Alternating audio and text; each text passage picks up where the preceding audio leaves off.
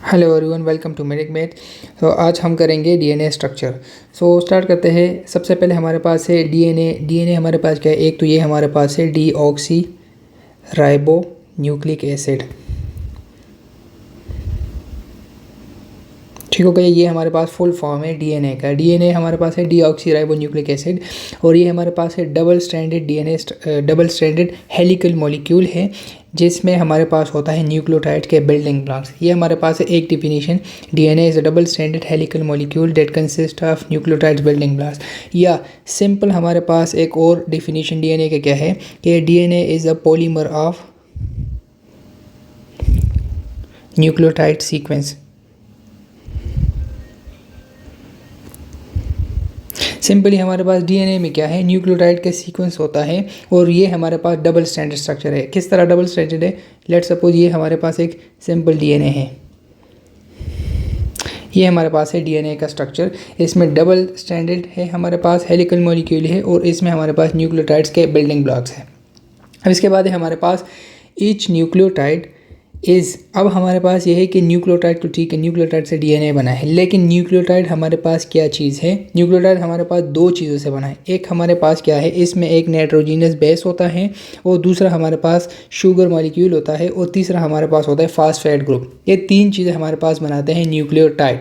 ठीक हो गया। अब इसमें क्या होता है, सबसे पहले हम नाइट्रोजनस बेस के हवाले से बात करते हैं। हमारे पास दो तरह के नाइट्रोजनस बेसिस होते हैं। एक हमारे पास है प्यूरिन्स, और दूसरा हमारे पास है पायरामिडीन्स। प्यूरिन्स जो है ये हमारे पास है डबल रिंग हमारे पास जो स्ट्रक्चर्स है वो हमारे पास प्यूरिन है, और पायरामिडीन हमारे पास सिंगल रिंग स्ट्रक्चर्स है। प्यूरिन में हमारे पास दो नाइट्रोजनस बेस है, एक हमारे पास है एडेनिन, दूसरा हमारे पास है गुआनिन। ये जो दोनों स्ट्रक्चर हैं ये हमारे पास होते हैं प्यूरिन्स में। पायरामिडीन में हमारे पास है तीन स्ट्रक्चर्स। यहाँ पर हम डीएनए की बात कर रहे हैं, तो हम यहाँ पर सिर्फ इन दोनों की बात करेंगे, लेकिन जो आरएनए है उसमें भी हमारे पास एक नाइट्रोजनस बेस होता है, जो कि डीएनए में नहीं होता, और डीएनए में वो नाइट्रोजनस बेस नहीं होता, और आरएनए में इधर से थायमीन नहीं होता। इस तरह हमारे पास पायरामिडीन हमारे पास तीन है। एक हमारे पास है साइटोसिन, दूसरा हमारे पास है थायमीन, और थर्ड वन है हमारे पास यूरासिल। लेकिन ये चीज़ यूरासिल हम सिर्फ और सिर्फ आरएनए में पढ़ेंगे, क्योंकि ये आरएनए में होता है। बाकी डीएनए में हमारे पास साइटोसिन होता है और थायमीन होता है, और आरएनए में हमारे पास थायमीन की जगह यूरासिल रिप्लेस्ड हो जाता है। डीएनए में हमारे पास नाइट्रोजनस बेसिस में दो तरह के प्यूरिन्स है, क्योंकि डबल रिंग स्ट्रक्चर है, और पायरामिडीन है सिंगल रिंग स्ट्रक्चर। प्यूरिन में हमारे पास है एडेनिन और गुआनिन, साइटोसिन में हम और पायरामिडीन में हमारे पास है साइटोसिन एंड थायमीन। लेकिन रिमेंबर के पायरामिडीन का एक और भी है यूरासिल, जो कि सिर्फ आरएनए में होता है। फिर इसके बाद हमारे पास सेकंड जो स्ट्रक्चर है हमारे पास न्यूक्लियोटाइड का, वो है हमारे पास शुगर मॉलिक्यूल। अब यहाँ पर हमारे पास शुगर किस तरह होता है, ये हमारे पास एक पेंटोस शुगर होता है। ठीक है, इसमें एक कार्बन, ये है सेकंड कार्बन, ये है थर्ड, ये है फोर्थ, और यहाँ पर हमारे पास होता है फिफ्थ, और यहाँ पर है हमारे पास ऑक्सीजन। ये हमारे पास है 5 कार्बन शुगर है। अब इसमें क्या होता है कि कार्बन नंबर सेकंड पर हमारे पास होता है OH, और कार्बन नंबर 3 पर हमारे पास है OH। ठीक हो गया। अब ये हमारे पास बेसिक शुगर है, पेंटोस शुगर बेसिक है। अब डीएनए में किस तरह होता है, डीएनए में हमारे पास जो कार्बन नंबर 2 है, इस पे जो हमारे पास OH है उससे ऑक्सीजन ख़त्म हो जाता है, सिर्फ और सिर्फ यहाँ पर हाइड्रोजन रह जाता है, तो इसको कहते हैं डीऑक्सीराइबोस। ये हमारे पास है डीऑक्सीराइबोस। और अगर यहाँ पर हमारे पास इस शुगर के साथ ऑक्सीजन रह जाता है, तो वो हमारे पास बन जाएगा फिर, ये हमारे पास बन जाएगा फिर ऑक्सीराइबोस। ठीक है, ये हमारे पास हो जाएगा फिर राइबोस, और ये हमारे पास है डीऑक्सीराइबोस। ये जो राइबोस है ये हमारे पास प्रेजेंट होता है आरएनए में, और जो डीऑक्सीराइबोस है ये हमारे पास प्रेजेंट होता है डीएनए में। डीएनए और आरएनए में फ़र्क क्या है? नाइट्रोजनस बेसिस दोनों में वही एडेनिन, गुआनिन, साइटोसिन है, लेकिन डीएनए में हमारे पास थायमीन होता है, आरएनए में हमारे पास यूरासिल होता है। ये एक डिफरेंस हो गया। दूसरा डिफरेंस क्या है कि जो शुगर मॉलिक्यूल है उसमें कार्बन नंबर सेकंड पर डीएनए में ऑक्सीजन नहीं होता, और आरएनए में हमारे पास उधर ऑक्सीजन होता है। ये हमारे पास है दो मेन डिफरेंसेस डीएनए और आरएनए में। और लास्ट वन है हमारे पास फास्फेट ग्रुप। ये तीनों स्ट्रक्चर्स, ये जो तीन चीज़ें हैं ये हमारे पास बनाते हैं हमारा न्यूक्लियोटाइड। अब इसके बाद हम पढ़ते हैं कि न्यूक्लियोटाइड बनता किस तरह है। सबसे पहले हमारे पास क्या हो जाएगा, शुगर आ जाएगा, पेंटोज शुगर हो गया, ठीक हो गया। अब इसके साथ जब पेंटोज शुगर के साथ हमारे पास नाइट्रोजीनियस बेस लग जाए, फॉर एग्जांपल कोई भी बेस लग जाए, फॉर एग्जांपल यहाँ पर एडेनिन लग गया, सो ये हमारे पास शुगर प्लस नाइट्रोजीनियस बेस, इस स्ट्रक्चर को कहते हैं न्यूक्लियोसाइड, ठीक हो गया। ये हमारे पास है न्यूक्लियोसाइड। जब इसमें हमारे पास क्या होता है, शुगर प्लस नाइट्रोजीनियस बेस, इसको हमारे पास कहते हैं न्यूक्लियोसाइड। अब यहाँ पर हमारे पास है 4 तरह के न्यूक्लियोसाइड्स बन जाते हैं।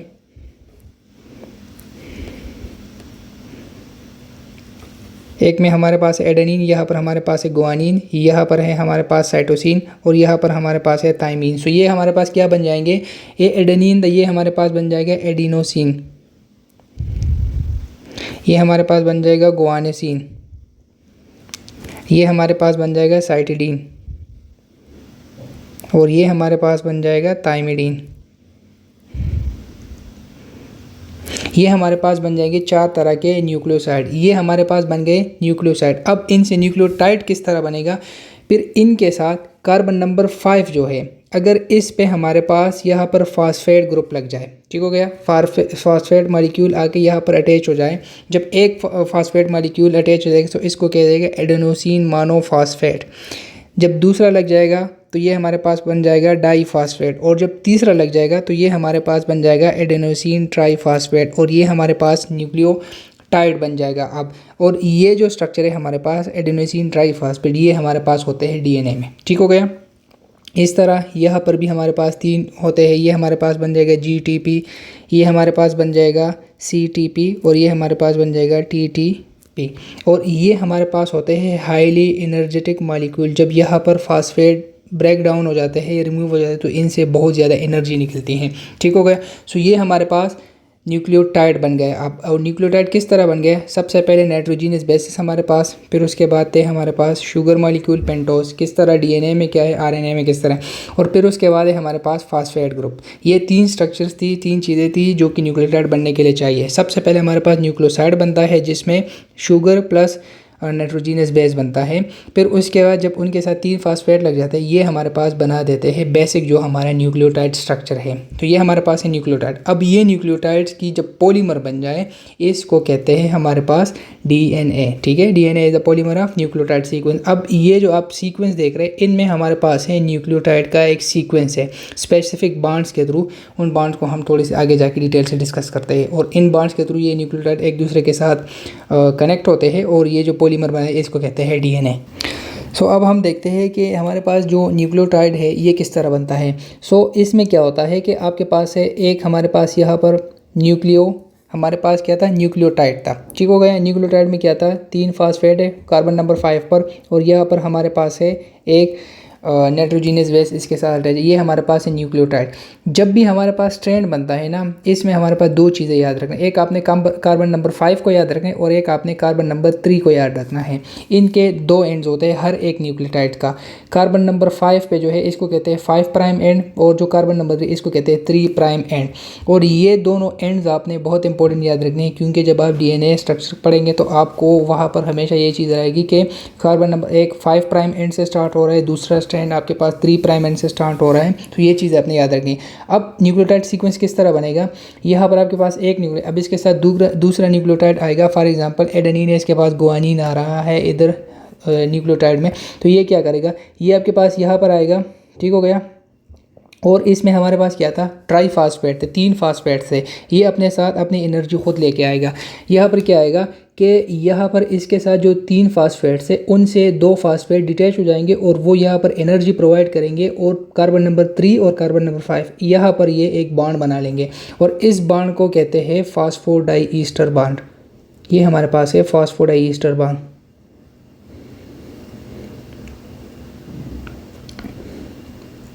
ये बॉन्ड हमारे पास बहुत इंपॉर्टेंट है।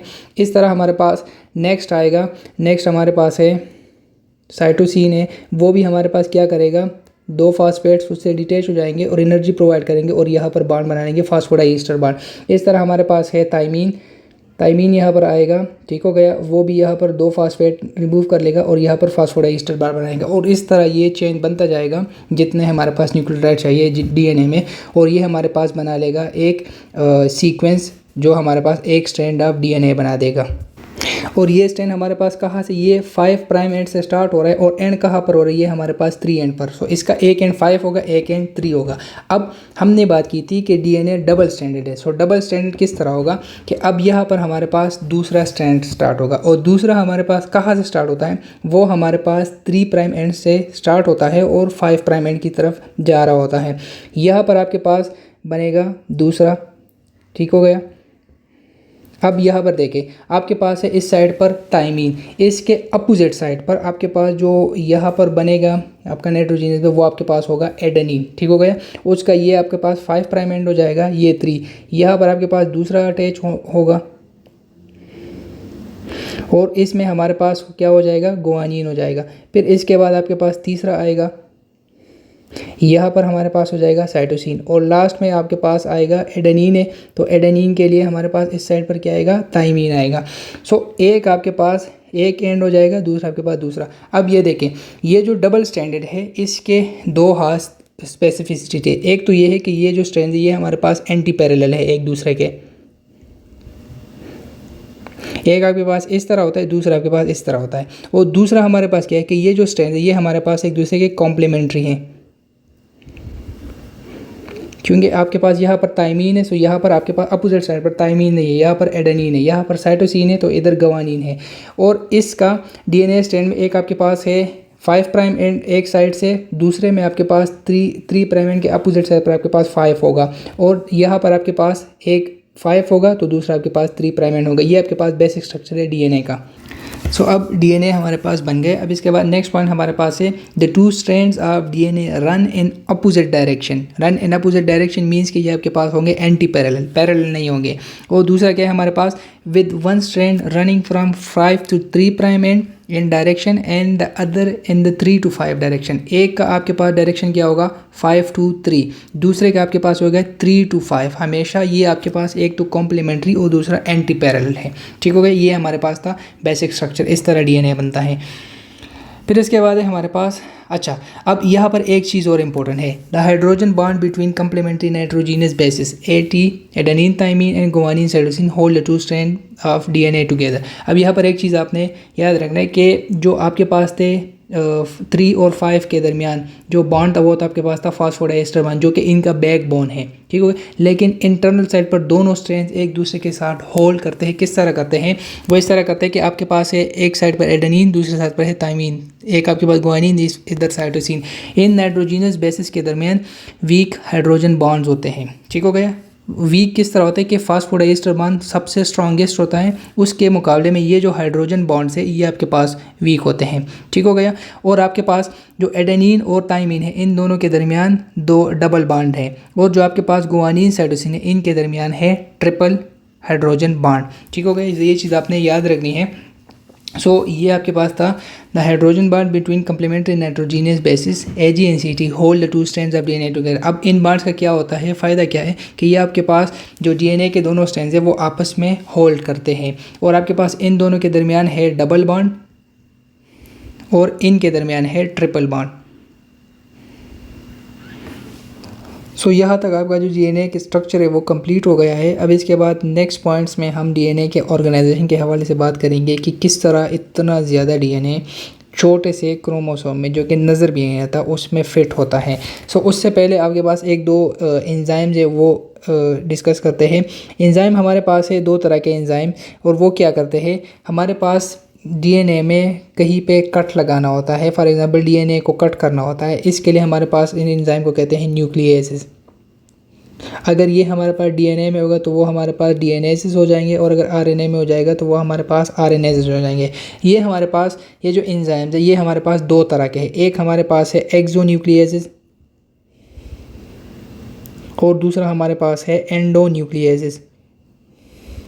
अब एक्सोन्यूक्लियस एंडोन्यूक्लियस में क्या फ़र्क है? एक्सोन्यूक्लियस जो है वो हमारे पास डीएनए के जो एंड्स होते हैं वहाँ से कट लगाते हैं, और जो हमारे पास एंडोन्यूक्लियस ये हमारे पास डीएनए के दरमियान में कहीं पे भी कट लगा के वहाँ से न्यू एंड बनाया जाता है। एंडो मीन्स इसका एंड का क्या फंक्शन है कि ये आपके पास एक डीएनए को एंड करके दूसरे डीएनए का स्टार्ट बना देता है, और एक्सो ये हमारे पास डीएनए के जो एक्चुअल स्ट्रैंड है उसके एंड में ही कट लगाते हैं, लेकिन एंडो जो है दरमियान में कहीं भी आके टांग अड़ा के वहाँ से काम ख़त्म कर देते हैं और न्यू स्ट्रैंड बना देते हैं। सो ये हमारे पास दो एंजाइम थे, बेसिकली क्या थे, न्यूक्लियेसेस है जो कि डीएनए को कट करते हैं।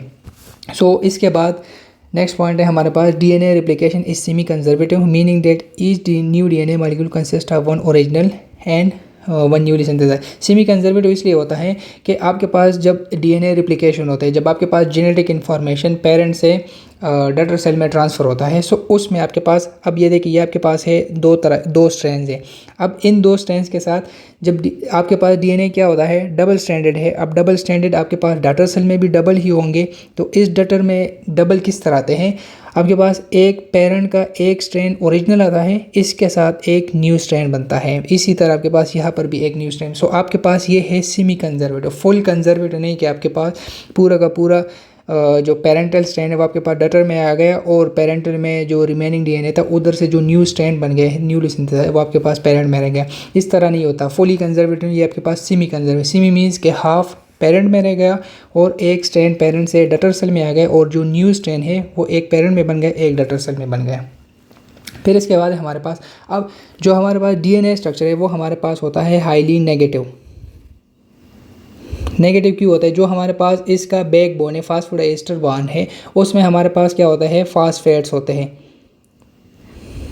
और फास्फेट हमारे पास क्या है, नेगेटिवली चार्ज है, ये हाईली नेगेटिव चार्ज है। अब डीएनए के लिए हमारे पास स्पेसिफिक प्रोटीन्स है जो इसके चार्ज को भी न्यूट्रलाइज करते हैं, और इसके साथ साथ वो इस डीएनए को स्टेबलाइज भी करते हैं और उसको पैक्ड भी करते हैं। सो हमारे पास इसके लिए जो स्पेशल प्रोटीन है वो हमारे पास है histone protein. The histone proteins are important for packing DNA into the compact structure of chromatin. अब यहाँ पर हमारे पास हिस्टोन प्रोटीन क्या होते हैं, ये हमारे पास होते हैं पॉजिटिवली चार्ज प्रोटीन्स है। पॉजिटिव क्यों होते हैं? क्योंकि इनमें हमारे पास जो अमीनो एसिड ये हमारे पास लाइसिन से बना होता है, लाइसिन हमारे पास पॉजिटिव है। फिर इसके बाद है आर्जिनिन,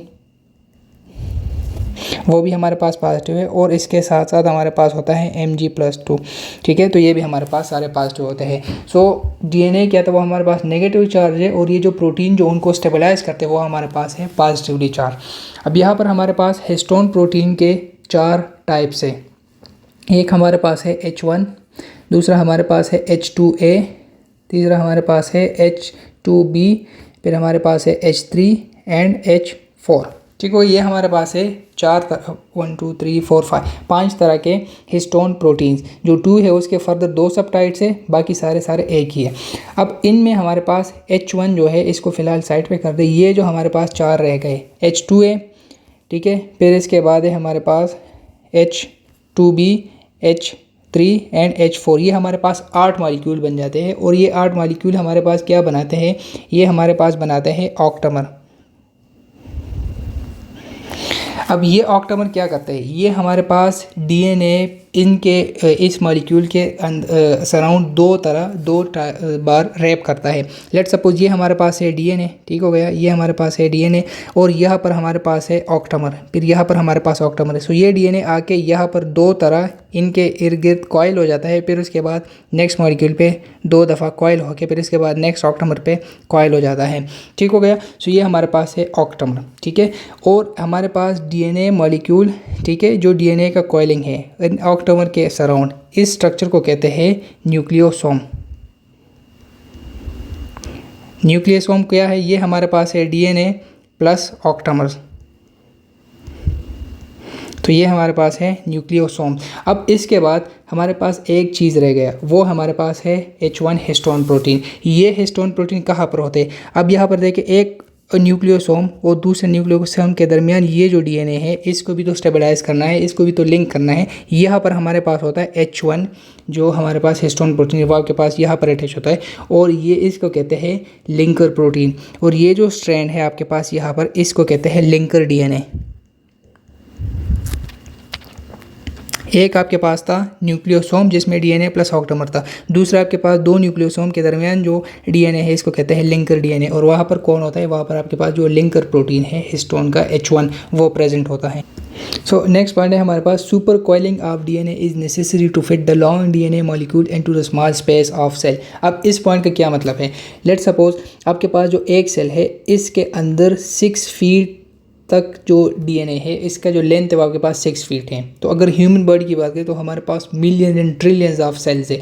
तो एस्टिमेटली एवरेजली आपके पास एक ह्यूमन बीइंग में जितना डीएनए है अगर उसको आप लेंथ में देख ले तो आपके पास ऑलमोस्ट 10 बिलियन ऑफ माइल्स तक वो लेंथ कवर कर, इतना आपके पास डीएनए होता है। अब देख ले 10 बिलियन माइल्स हैं। अब इतना डीएनए को सिर्फ एक छोटे से क्रोमोसोम में फिट करना जो नज़र भी नहीं आता नेकेड आई से, इसको कहते हैं सुपर कोयलिंग। और ये किस तरह होता है, ये आपके पास स्पेशल जो आपके हिस्टोन प्रोटीन्स है ये आपके पास इसके अराउंड करते हैं, फिर उसके बाद डिफरेंट और प्रोटीन्स है और वो आपके पास डीएनए की सुपर कोयलिंग करते हैं और इसके बाद आपका डीएनए टाइटली पैक्ड होता है इस स्ट्रक्चर में। इस डायग्राम से आपको क्लियर हो जाएगा। अब यहाँ पर देखें, ये आपके पास है डबल स्ट्रैंड डीएनए स्ट्रक्चर और इनके दरमियान ये आपके पास है न्यूक्लियोटाइड सीक्वेंस।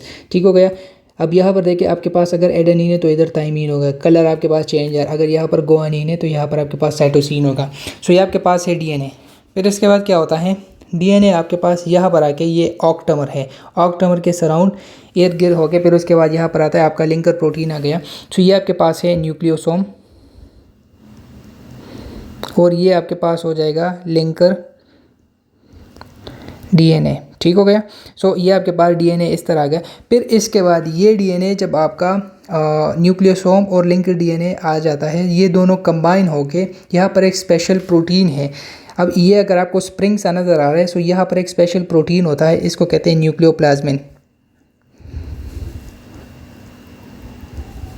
ये सारा डीएनए उस प्रोटीन के सराउंड रैप कर जाता है और फिर उसके बाद वो प्रोटीन निकल जाता है और आपका जो डीएनए है वो आपके पास एक स्प्रिंग शेप सा बिल्कुल सुपरली हाईली कंडेंस हो जाता है और इस स्ट्रक्चर को फिर कहते हैं आपके पास न्यूक्लियोफिलामेंट। तो अब आप देखें इतना बड़ा डीएनए था और यहाँ पर देखें छोटे से जगह में कितने ज़्यादा डीएनए को कवर किया हुआ है। सो ये आपके पास इस तरह हाईली कॉइलिंग होती है इसकी। फिर इसके बाद जब ये डीएनए अब आपके पास ये क्रोमोसोम में जाके फिट होगा, क्रोमोसोम में ये किस तरह फिट है, यहाँ पर आपके पास क्रोमोसोम में एक हेल्पर एक स्पेशल प्रोटीन है, इसका नाम है स्कैफोल्डिंग प्रोटीन। लेट्स सपोज यहाँ पर आपके पास है प्रोटीन, इसका नाम है स्कैफोल्डिंग प्रोटीन।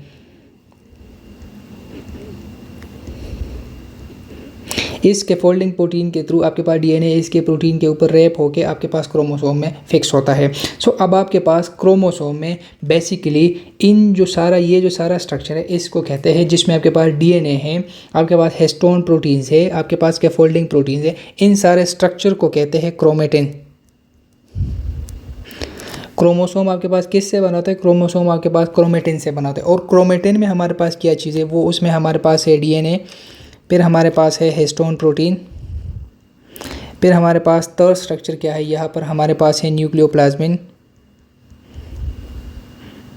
फिर हमारे पास यहाँ पर फोर्थ स्ट्रक्चर क्या है, वो हमारे पास है स्कैफोल्डिंग प्रोटीन, और लास्ट में हमारे पास क्या है, कुछ एंजाइम।